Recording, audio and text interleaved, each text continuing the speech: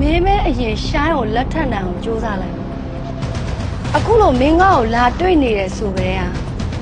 ရှိုင်းကမင်းဘက်မှာမရှိနေဘူးမင်းကမင်းကိုမင်းတိတ်အထင်ကြီးနေတာပဲရှိုင်းကိုပိုင်နေတာငါတေးကြတာတခုကမင်းရှိုင်းကိုဘယ်တော့မှမရစေရအောင်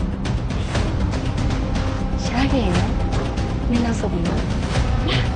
စူးစမ်းကြည့်လေမင်းနောက်ကိုရှိုင်းမပါနဲ့ငါတို့မင်္ဂလာပွဲမှာလည်းစမ်းကြည့်ပေးနိုင်ကြိုက်တယ်အဲ့ခါကျတော့မမျက်ရည်လေးဆန်းနဲ့ငါရှေ့ကိုနောက်တစ်ခါထပ်ပေါ်မလာစေနဲ့မင်းအပိုင်တက်ကိုဘာမှတ်နေလဲမင်းမဲအဲ့ဒီချိန်ကရအောင်ရုံထွက်လိုက်ပါအောင်